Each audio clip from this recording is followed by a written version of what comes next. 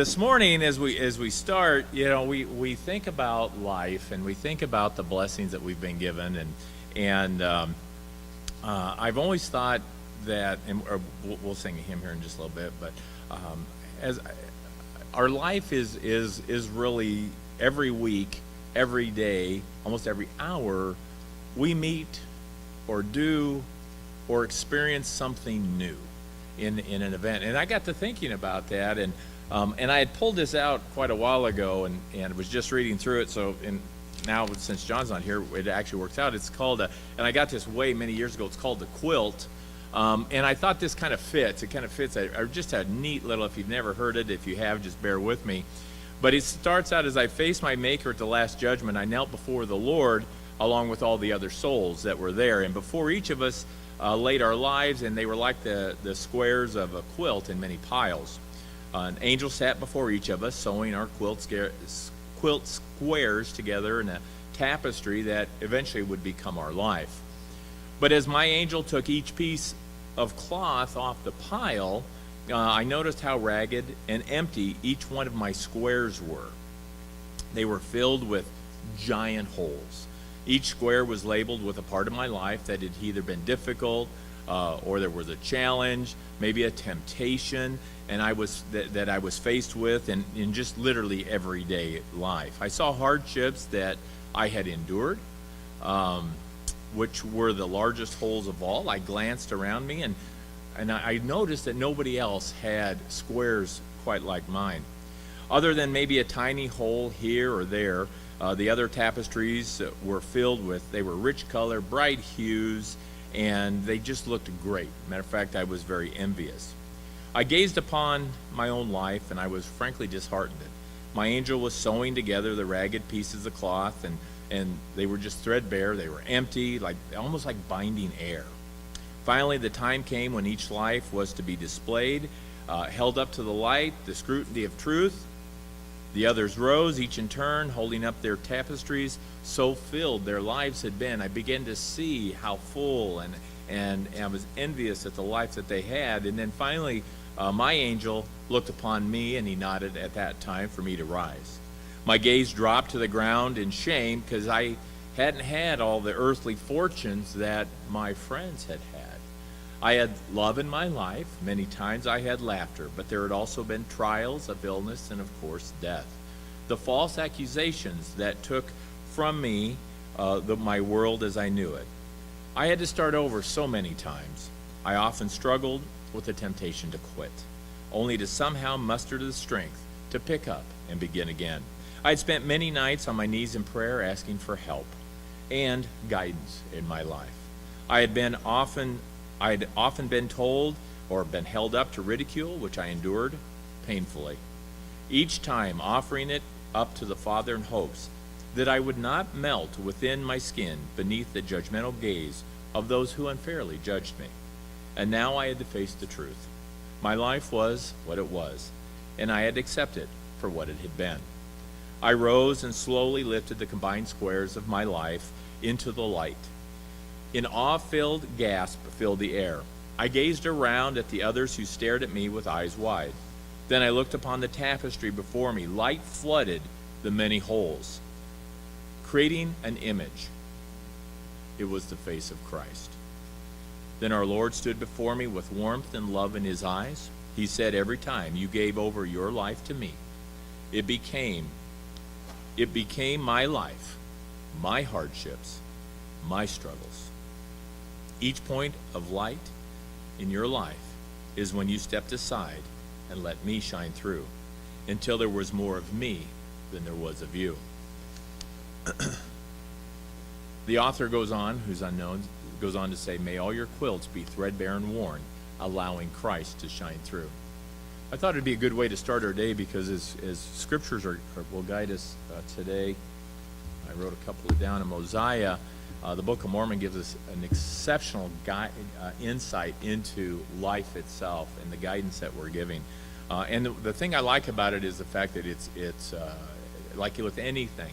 You can draw a line through it, through the scriptures, and tie the truths together. And in Mosiah, the 2nd chapter, verses 32 through basically 37, And it's a teaching moment here because it says, "For behold, are we not all beggars? Do we not all depend upon the same being, even God, for all the substance that we have? For both food and raiment, and for gold and for silver, and for riches which we have of every kind. And behold, even at this time ye have been calling on his name, and begging for remission of your sins. And hath he suffered that ye have begged in vain? Nay, he hath poured out his Spirit upon you today, and hath caused your hearts should be filled with joy, and hath caused that your mouths should be stopped, that you could not find utterance. So exceeding great was your joy. And now, if God, who had created you, on whom you are dependent for your lives, and for all that ye have and are, doth grant unto you whatsoever ye ask, that is right in faith, believing that ye shall receive, O then, how had ye ought to impart of your substance, that ye have one to another." Let's go to the next scripture in Alma. Alma 9, let's go to Alma 9, 41 through 43.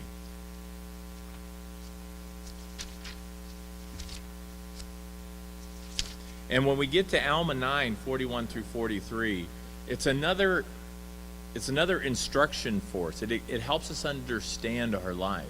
And that's what the Lord wants us to do. Because it starts off, "Therefore this life became a probationary state, a time to prepare to meet God, a time to prepare for the endless state which has been spoken of by us, which is after the resurrection of the dead. Now, if it had not been for the plan of redemption which was laid from the foundation of the world, there could have never been no resurrection of the dead. But there was a plan of redemption laid, which shall bring to pass a resurrection of the dead which has been spoken. And now behold, were it even possible that our first parents could have gone forth and partaken of the tree of life, they would have been forever miserable, having no preparatory state." So we see that the life of a preparation to meet God goes back to the story of the quilt. If you think about the quilt, you think about why you're here and what you're doing and why you gather, whether it be a Sunday, a Thursday, or wherever you go, that you might discuss or bring fellowship to those that are around you. And it's amazing the times that we have to share, I believe, in the life that we have, the blessings that we've been given. And each day is a blessing. And as we live our lives, if we share that with others that are around us, they'll begin to see the truth, to see the light, the scriptures that are given to us. A light that is on top of a hill cannot be hid. So this morning, I think we will actually try to sing today. But I picked an easy one. Number 10, hymn number 10. And I think maybe between the 15 or 20 of us that are here, I think we can get this one going. So why don't we stand up and we'll sing. Ready? Come thou fount of every blessing, tune my heart to sing thy grace. Streams of mercy never ceasing, call for songs of loudest praise. Teach me some melodious sonnet, sung by flaming tongues above. Praise the mount I'm fixed upon it, mount of thy redeeming love. Here I raise mine Ebenezer, hither by thy help I'm come, and I hope by thy good pleasure safely to arrive at home. Jesus sought me when a stranger, wandering from the fold of God. He to rescue me from danger interposed his precious blood. Oh, to grace how great a debtor daily I'm constrained to be. thy goodness like a fetter, bind my wandering heart to thee. Prone to wander, Lord, I feel it, prone to leave the God I love. Here's my heart, oh, take and seal it for thy courts above. Father, we come before you this morning in Jesus' name, seeking the Spirit that will guide us as we enter into class and into the service. Pray that as your Spirit is among us each and every day, that our eyes become open and our minds become aware. As we work to edify and strengthen one another through Scripture, as we prepare our hearts for the message that will be given, our brothers and sisters that are on their way, that their journey would be safe. And Father, we're just thankful for the opportunity to gather in thy Son's name this day. For these things we pray in Jesus Christ's name. Amen. Okay.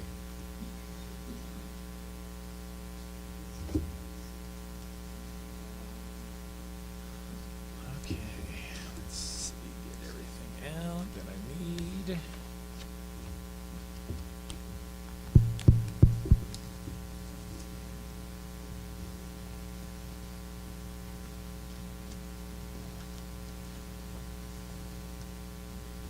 All right, so as we're, I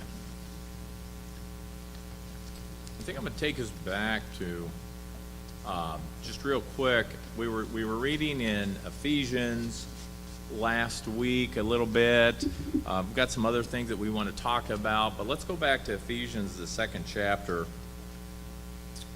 We get started here this morning. Take me a second to find it for some reason.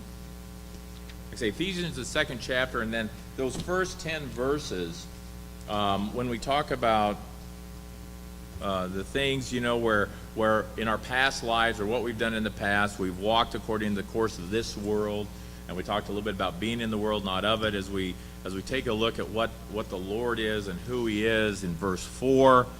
But God, who is rich in mercy for us, for his great love wherewith he loved us. And that's interestingly to tell us, and the message is continually clear, that it is the mercy of God that will save us, frankly, from ourselves at times because of what we might do, or maybe more importantly, what we may not do. And that's something we have to consider. Yes, dear? Second chapter, the first 10 verses.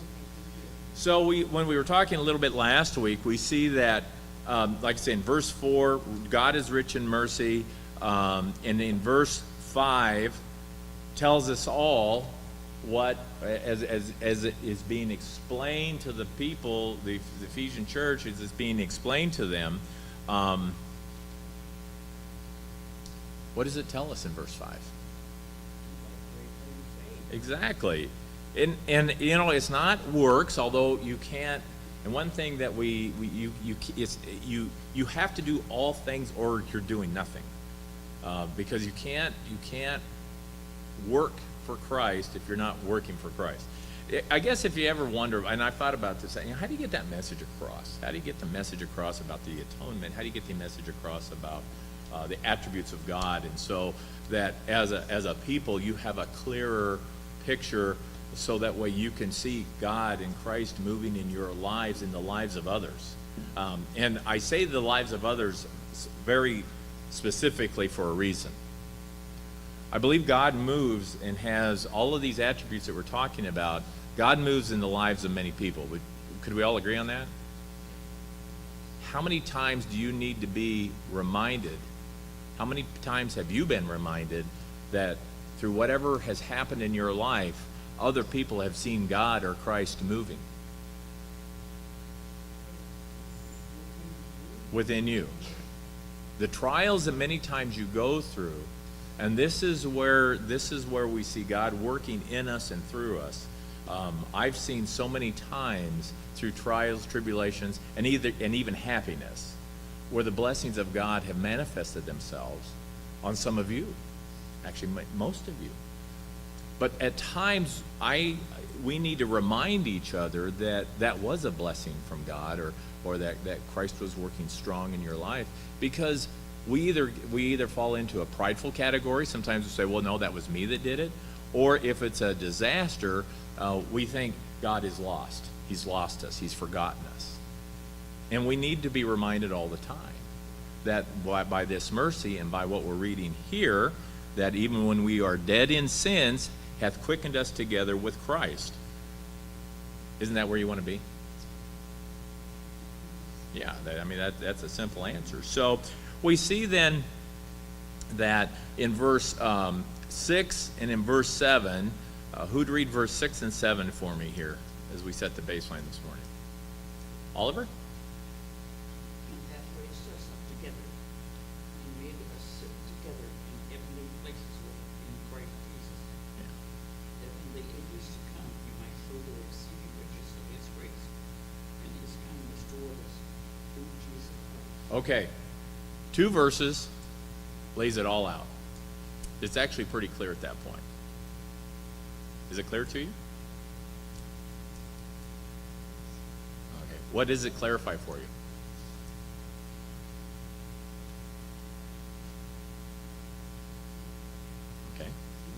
Okay. So what it does, and it's easy to say yes, but we don't know. When we see what the attributes are, we start to see the clarity of who God is. We can see and the atonement, and then the mercy that is Jesus Christ. We can see that what is happening here, and he hath raised us up together. So that means that so if we're all together, are there any separate?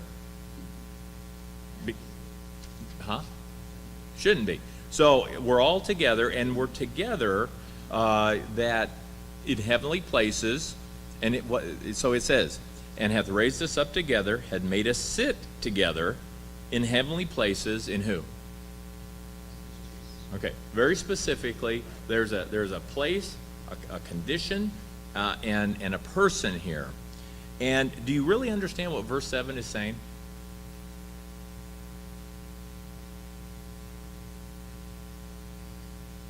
You really understand what verse 7 is telling you?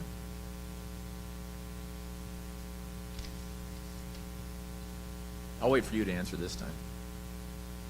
Well? Going back to 6 to get into 7, there was a point where we can all live separate lives. We can eat different kinds of food, drive different kinds of cars, different ways. But we're going to have to be one when we approach him and what he wants us to come with. Right. And once we get there, we're one. Now, when you go to 7, he's talking about that he might show us. I know I'm stumbling with might because he's telling me that unless I come with 6, in verse 6, having left all of my worldly possessions and joined my other saints in godly possessions, is that where he put the might?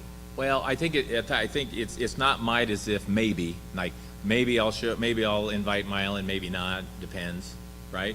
This is it. What this is saying, that when you look at the translation, that in the ages to come he might show. In other words, it's a strength word, that he will show, that he might show the exceeding riches of his grace, and Possibility. no, that it's a might, it's a will, it's a for sure. Yeah, it's not a maybe word, it's a for sure word, I guess is the easiest way. And neither am I.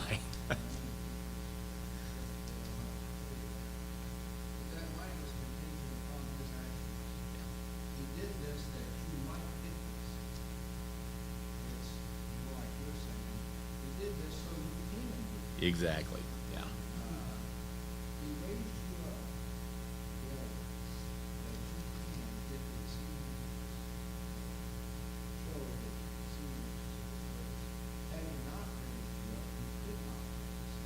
That's right. And that through Jesus Christ,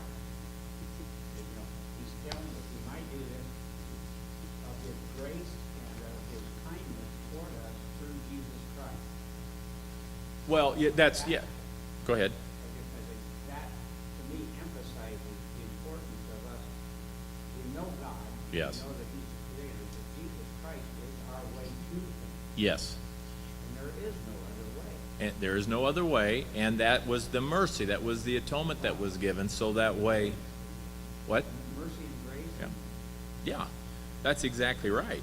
Because it's where it says that in His kindness towards us through Jesus Christ, the path is clear. So the mercy is, and the reason it ties in so tightly here is you have to go back, and I want to challenge you to go back and read the life of Christ through the New Testament. And there's a reason I want you to do that. Not just to be good, not to be better at the parables and the stories, but to read the life of Christ and to see the attributes of God, how they work through Christ Himself in the different scenarios, in the different things that Christ got into. Terry? Exactly. That's exactly right. Yeah, and that's the thing that we see is in verse 8. Then it goes on to say, it talks about by grace where you're saved through faith, but there you go, not through ourselves. Right. Okay. So explain that to me. How does that work then? If it's not. He had the birthday, we get the gift. I like that. That's a neat way to do it. Yeah, it's a neat way to say it, Mylon. Can I use that in future, by the way? Oh, absolutely. Okay, do I need to write your... Well, as you know, the position pays well. So, yeah. Yeah. So anyway, yeah, there you go. Yeah. Somehow I'm getting a negative percentage out of that deal, but that's usually the way it works, right, Bruce? That's the way it works for us?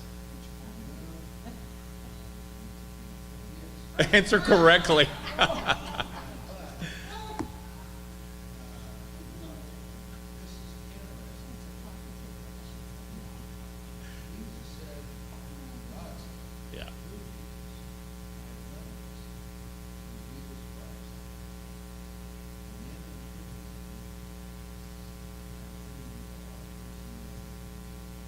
Absolutely. The sons of perdition we know are, because we know scripturally, but yes.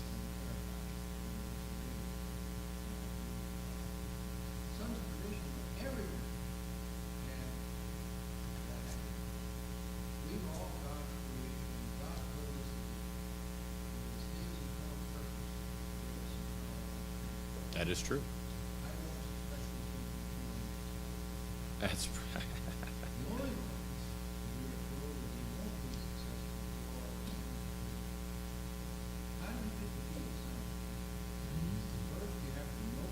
Yep. Right. That's true. I would agree.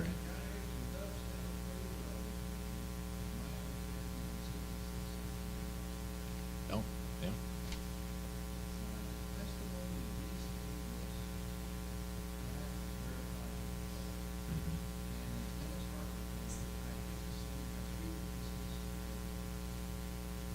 Yeah. That's true. That's fair.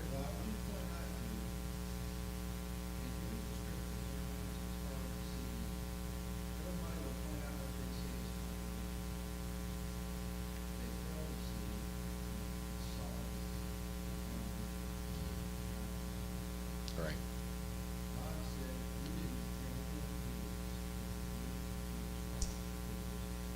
Yep.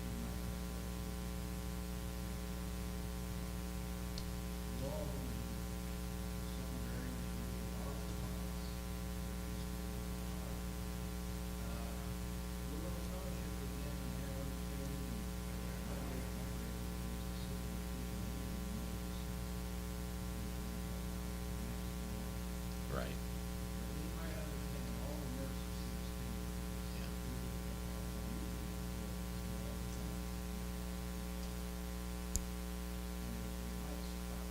Oh, yeah. I think it will.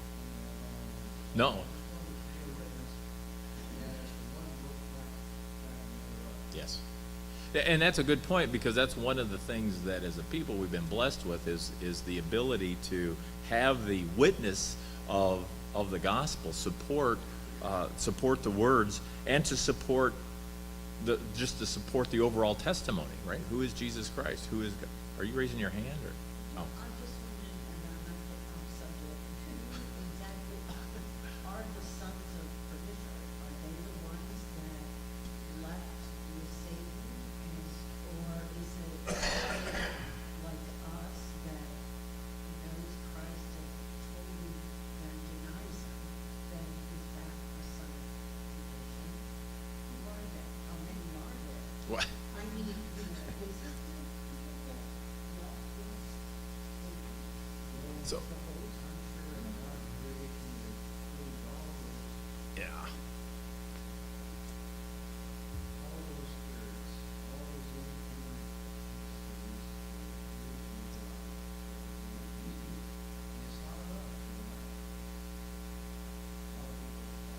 Yeah, it's more than that. Yeah.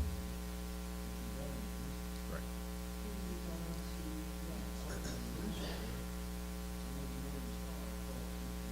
Absolutely, yeah.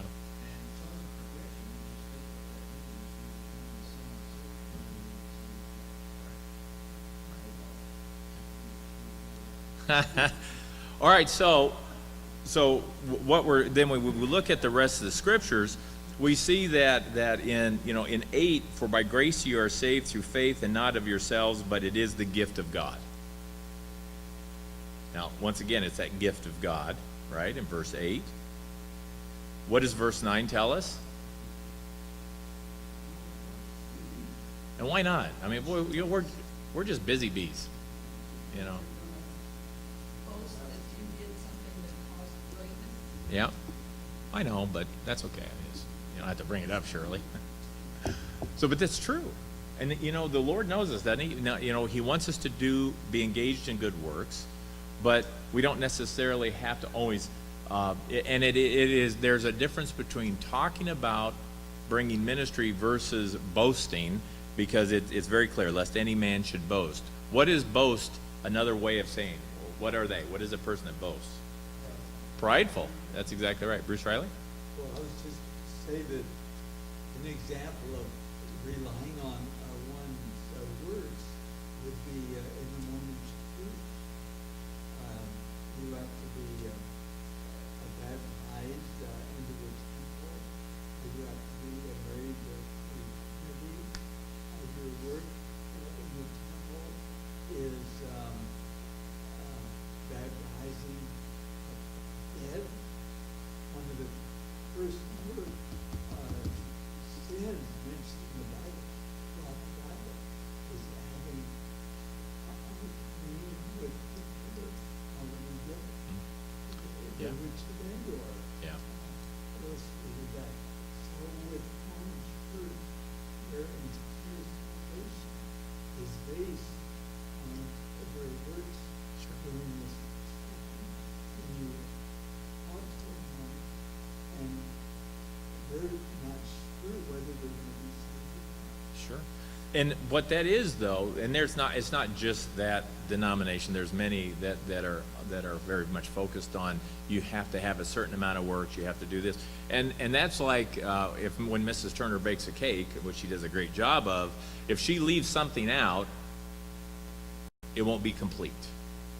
And what the Lord is showing us here, that if you're a baker or a cook of any kind, the recipe is laid out, and you have to have the right parts to go into the recipe. If you don't use the right amount of whatever yeast in bread, it doesn't rise, I think. So, I'm just guessing.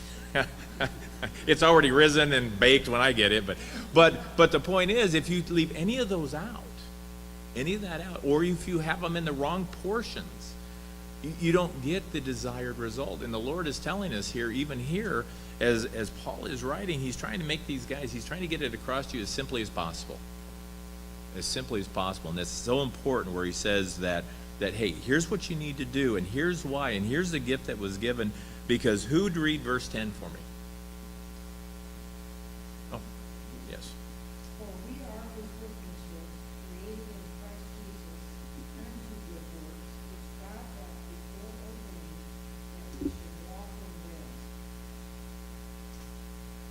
That's a good housekeeping seal of approval right there.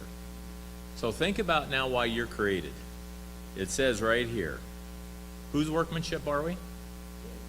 Yeah, his workmanship, Christ's workmanship. Created in who? Christ Jesus, and it's important, before ordained, we were created in Christ Jesus unto what kind of works? Good works. So, but through agency, we do non-good works, apparently. I think I made an issue out of this Thursday night. God's word good is different than ours. Oh, very much so, yeah. And when we see the word good, that means that we just didn't do anything really bad. Well, he's telling me that don't even cover that. Right. That's true. That's true, right. So, yeah, Bruce Riley. In the days of Jesus, the Jews that did their work, good works, are always full, as a matter of Mm-hmm. but people that are born in the Spirit do good works because they are involved with the Spirit of God, and that makes them do good works. That's a great point, because think about, if we think about what Zion will be or should be, we wouldn't call them good works, would we? What would we call them? Everyday life. We would just do. There would be no good works that we would just do. Terry? Praise Christ Jesus, Mm-hmm. referring to the Spirit of Christ, Okay. not the person. So we can see that if we look at this, it says, for we are the workmanship created in Jesus, in Christ Jesus, in the Spirit, unto good works. Christ Jesus is the risen Jesus. Right. Right, so that would mean that the workmanship was created in the Spirit unto good works, that God has therefore ordained that we should walk with Him. So this was already a spiritual thing. Mm-hmm. Yeah, all things were created spiritually before they were, yep, absolutely. Yeah. And So those are the things like, that we are given before we become first. Mhm. so if you're created in the workmanship, so it's like a replica, maybe is the right way to say it. If you ever, you want to restore it to its original, you're created in the workmanship of Christ. Here it says that we are His workmanship, created in Christ Jesus unto good works, because Christ did good works, did He not? Well, He did. Perfect at one time, we were born, we were created by Him spiritually, so will be perfect. If you were in the presence of God, you were perfect. But then through where we are today, that's why we call it a probationary state, to work out, because one of the things that God wants us to do is to make that willful choice that we will follow Him or not. And at what do we want to become a son of perdition, or do we want to come maybe halfway in between, or what does it look like? So yeah, Bruce Riley. Jesus, God told Jeremiah, I knew thee before thou wast born. He did. That's correct. Right. Yeah. And he said of Jacob and Esau, Jacob have I loved, and Esau have I hated. Mm. He knew their spirit, he knew Right. the sin with Isaac and Ishmael. Mm-hmm. Lot of historical references in the scriptures that give us an idea, that help us understand what the Lord is trying to get at here. All right, so when I'm going to take you to, I think everybody has. I handed out last week, I think this little piece of paper called the Endowment Series, and I wanted to go through that because there's a couple of areas I want us to talk to that dovetail, that work out perfectly in this, and that's part of what as we read all of these things. There's truth in. Aren't we counseled to read good books? There's truth in good books, but here's my counsel to you. If you're not scripturally founded, really scripturally founded, don't read the books until you're scripturally founded, because we have to understand what happens if you don't. You can easily become misled or led astray because you don't have that firm foundation that we talk about as a church in our lives. Scriptural sound. You don't need to read this book. Well, you do. I'll disagree with you, Jack. First time this morning, first time this week, first time actually because I haven't seen you all week, but you do, and the reason is, and I'll challenge that, is because I believe that through history there have been excellent writings of the testimony of Christ, whether it be prophetic or whether it be just testimonies of Christ working in other people's lives that can help you. And I think the Lord works in our lives every day. Once again, it goes back. Can we see him working, or does he just work and we just blindly go along our day? You don't have another copy, do you? I wasn't part of it. Is that really an excuse? That's an example. Yes, I do. Thank you, sir. I have one more. Well, you were challenged to be forgiven, correct, man?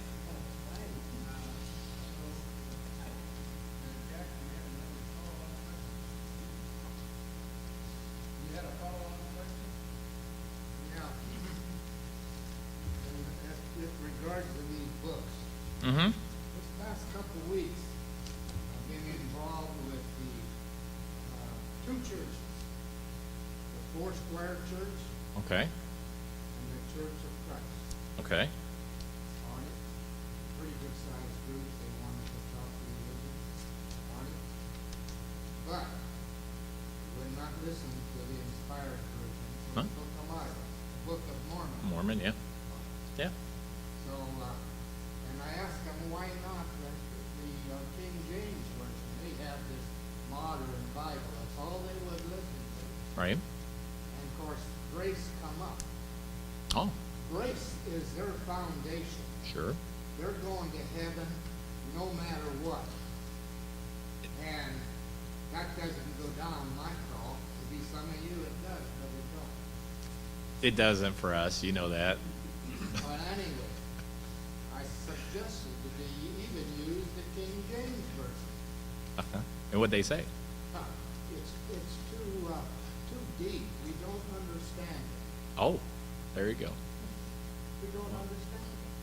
That's why I come back and quoted you Yeah. on these other books that they're reading. Yeah. on.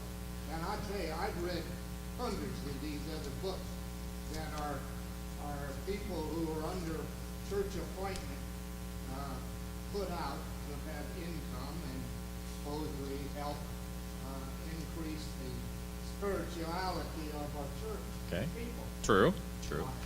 Yeah. But just one of the things we have to remember that there are many good books out there that are written because they're testimonies of God's working. Now, there are many books that are not good. There are many things out there that are not good that can be deceiving, or the fact that as we read in the scriptures where some of these ideas come from, many times, like you're talking about grace, it's because it's the itching of ears. It's like, I just don't like a hard gospel. I like that soft gospel across the street, and that's where I'm going to go. So Many of these books have half truths and the other half is not. that's why you got to be scripturally grounded to see the truth in all things. Well, okay. I disagree because like this alone, when you down it, why do you spend so much time reading books if you think that you don't need to?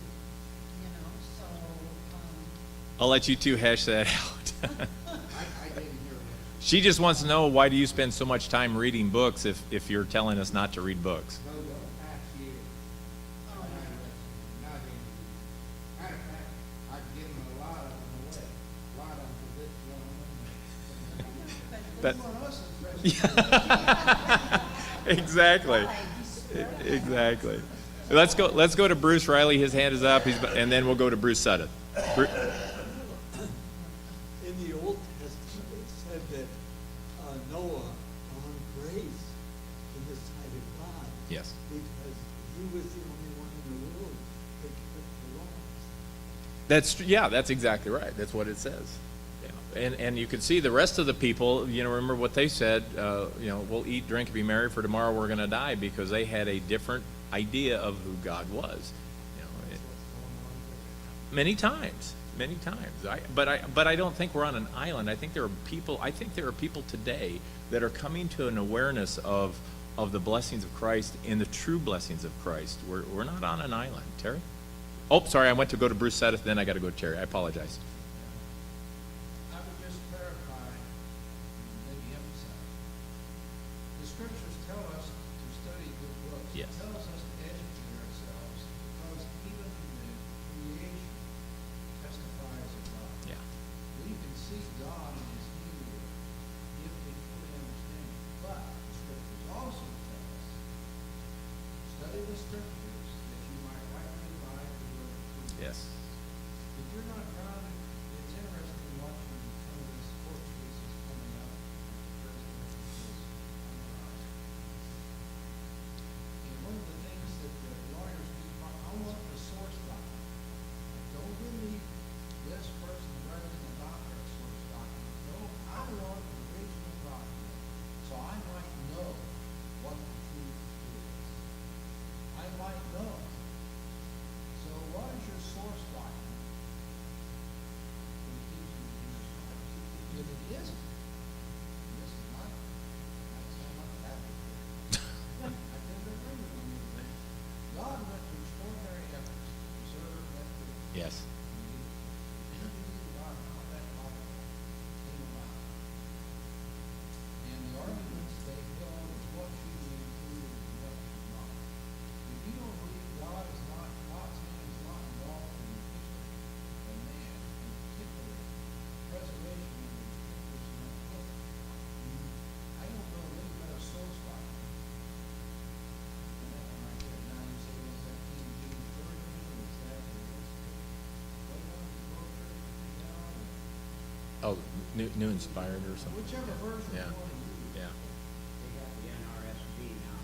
I'm almost want to go back to Gutenberg Bible because, I mean, yes, it's, I've studied the King James Version. That's where my foundation is. And yes, all Bibles, any Bibles, as far as I understand, we're not taught the Bible in that way. Many, too many, even more Bibles are led and guided by the Spirit of man, the traditions of men. Right. We go to a source document and we go to a non-source interpreter who Mhm. tells us, go to God. Ask him. I have never had him not tell me and answer my question about understanding the Bible. Why should I go to Joe Pete down the street who has his tradition and scripture? I want God. I want the original source. Tell me God and what's the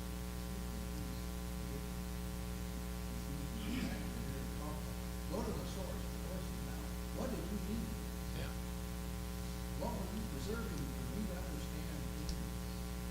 Now, we're wonderfully blessed, and we have some other scriptures. And I will tell you, another ways we that way. Don't accept this book as a good book and try to study it and compare it to this one. If you know it's good, if it violates that or goes beyond it or says something that doesn't jive with this one, don't accept it. Book of Mormon is pretty easy. God is telling us to study it. But, hey, I have found it to be a pretty good one. You've got to keep in mind the times that things were given and God, what God was achieving. Are things from the Old Testament still viable and used today? Yes. You've got to be careful, because that's a whole different thing. And what God was doing and achieving there, it's the same purpose he's doing here in the New Covenant. Those changes weren't because God changed, but we changed. Mm-hmm. The purpose that he created Christ for was fulfilled. And we all look forward to the day when that will happen. That we continue to be obedient and come to the work of God. Show their obedience in the day of salvation tonight. Be brought before the Lord and reveal his gracious blessings, mercy, and love. We are still in this quiet when we get there. And say, we might be holy, how can we do this? So you can get here and understand. That's no, but that's a good point. But So you study your scriptures and Yeah. you might rightly divide the word of truth. Yeah. If anything you study beyond that, doesn't jive with that, you got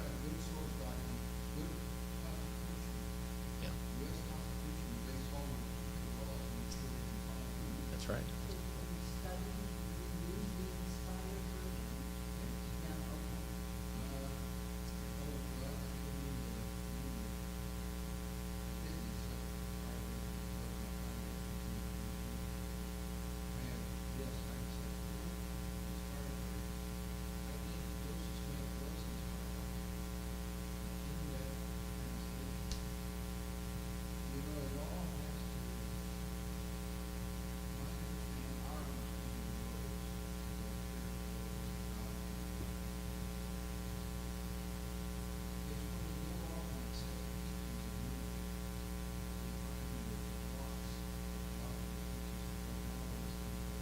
Mhm.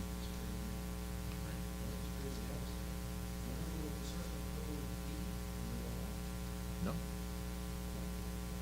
There was enough truth there to convince them, oh, this must be going to work. That's right. No, but you gotta try every year. That's right. A lot of them out there. Yeah. And many of them, yeah. No, that's a great point. Very good points, Bruce. Terry? And then we'll go to Jack. The source document can be empty. That's what Revelation is for. Anyway, going back to, Noah, Mm-hmm. people just didn't, they just were doing their own thing. And so that's what cost them. Yeah, very true. That's very true. Jack? Yeah. Getting back to what, good books, this came up in the discussion. I've always looked at that scripture, and I know the Doctrine and Covenants are good books, but, you know, this thing here is 26 books in itself. Mm-hmm. They're all good books. And that's what I enforce them to them out there. But, they would not listen to an inspired version on it, and they do not understand the glories of Paul, like celestial, Mhm. celestial, and celestial glories. They didn't even know it was in the scriptures. Yeah. And you can take another question that come up about celestial glories. In the inspired version, is the only one really given a clear understanding Mhm. of what Zion or celestial glory is going to be.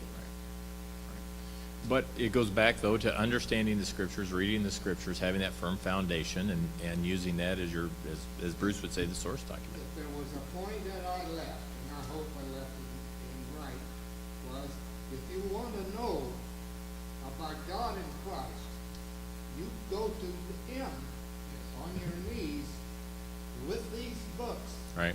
on it, and I had to drop out two of them on it because I didn't believe in it on it. But I had a couple of them question Good. afterwards, Good. especially the Book of Mormon. They said there's something missing in getting all of us into this celestial glory. Mhm. Okay, good. So does that mean they accepted your membership request, or they rejected your membership request? You think I asked for it? I don't know. All I heard, and I stopped at the rumor mill, was that Jack was at 2 churches the other day, and so. But it's I did not know that this gatherings several times, mm-hmm. they had planned it out there, and I knew nothing about it. Oh wow.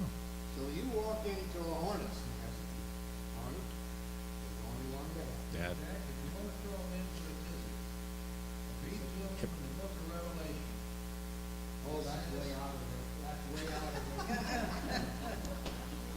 Tell them, read them about the only ones that will be lost will be the sons of perdition.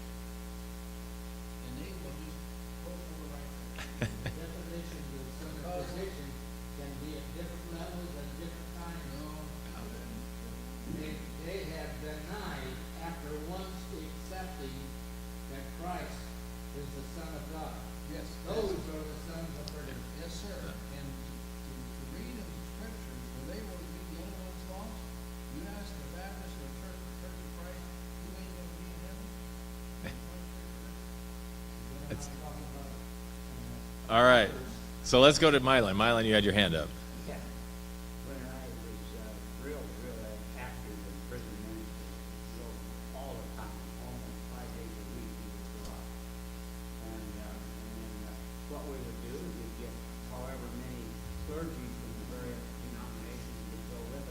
Right. We would go to Douglas County or to Omaha Corrections, and they would allow us, we would, if we had 5 guys, we would get 50 cellmates. If we had 10 guys, we'd get 100. Mm-hmm. So each one of you got at least 10 people, which is way too many.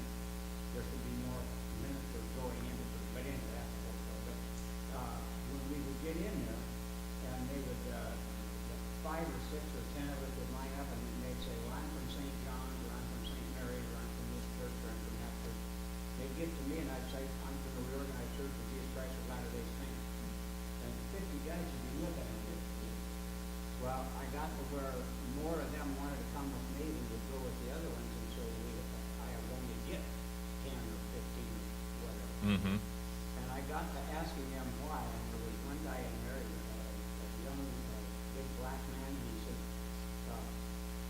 number one, I don't understand the name of your church. And he says, you've got 3 books. And I said, and that's where I come from. I said, that's where I come from. Right. And I got to where I got the guys wanted to come see what I had. Mm-hmm. Not what I had, but what I had for them from Jesus Christ. Right. Because he's the only one that brought their hearts to asking the question. Yeah. And when you get some of those guys in there and they stuff, and finally Ulysses, I don't know why he is a member of our church, but he just got so interested, and he bought a Book of Mormon. He said he went to the library and read one verse, and he said he got one. Okay. And I don't know whether he had a Mormon friend or not. I was going to give him one. Yeah. He didn't. Yeah. I'll save you some money. Yeah. But anyway, the inspired version was never questioned, period. Right. None of it. Right. Of course, at that point, some of them didn't know what a Bible was. Well, that's true. But I'm just saying, Yeah. our book, Mm-hmm. the ones that we've got, when I said read good book, we've got good book. We do. That's true. And they're interested and they want to know about it. We have a good time, and Ulysses and I are the best of friends that we were. He's still Yeah. busy in prison ministry. Yeah. Good. Good deal. All right. Bruce Riley. The National Constitution was mentioned, but the National Constitution says we hold these truths to be self-evident that all men are created equal. Mm-hmm. And Jesus came to separate the sheep from those, the wheat from the tares, the good fish from the bad fish, Mm-hmm. those with wedded garments from those without. He said, don't throw your pearls before swine. Right. When the people rejected the law, the leadership of God, and wanted their own government, God said, they'll be sorry. Mm-hmm. They'll take your young men and your women, and they'll take them money. Mm-hmm. And here we are today, paying what, at least 50% of our good income Yeah. to the government. Under the laws of the Lord, Right. it's 10% of your Excess. Yeah. Increase. Yeah. and Yeah. there's Increase. Yeah. verses of rage, preaching people who are not even making it on their security. They're demanding that they pay percent. Yeah. Yeah. And this is against the law of the Lord. Right. Okay. Bruce. Yeah. You're fine.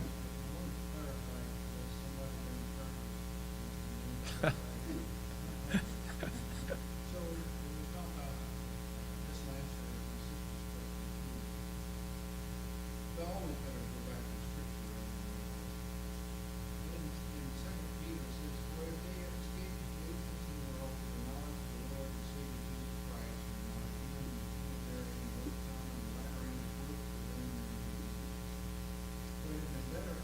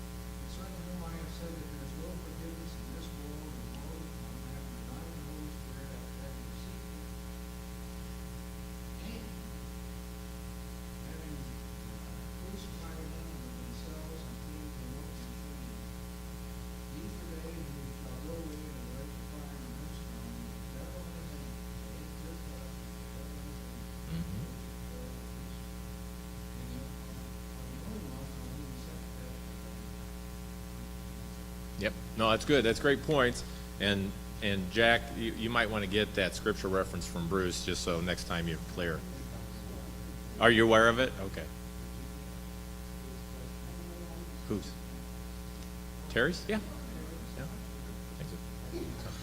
All right, so, well, let's go, just the last couple of minutes. So what I handed you was it's called out of the endowment series by Arthur Oakman, and the reason, so I just want to give you a background why I chose Arthur Oakman and some of this stuff, because when I read and have heard his, and by the way, if you have YouTube, a lot of Arthur Oakman's sermons are out on YouTube right now, and I mean, they're not, you can hear them, you can't watch them. But here's why, because I believe that why Arthur was a member of the church, he understood who God is, and who he is.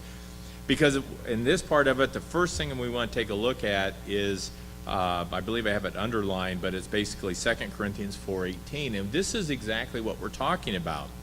Because what we're trying to do is exactly what 2 Corinthians 4:18 is telling us. We look not at the things which are seen, but at the things which are not seen. For the things which are seen are temporal, but the things which are not seen are eternal. And that's what we're looking for here. That's why we're trying to understand the things, and even the books that we talked about, even all of our conversation is to understand the things that are eternal. Even our conversation, when we talk one to another, to have a better understanding that when you leave here, you have a clear understanding, and maybe that's to drive you to the scriptures to seek for yourself what the real answer is. For you, I mean, but what it becomes. So then it goes on, and and I'll let you read this, and then I have some scriptures in the lower on page 9 underneath that we'll talk about here next week. But where he talks about, and that would be the paragraph that starts, brethren, there is an outer external world which is designed to minister, think about these words, the life of God to us. There is also an invisible or interior, inner world, and it is this invisible interior world, as Arthur calls it, the world that is within us, with which we have to do, that is so terribly important. And think about those words. Think about that as you read that. And that's where we'll start next week. So hold that. Now we'll get done here, get you a little break going, and we'll get ready for the next service. So class is over.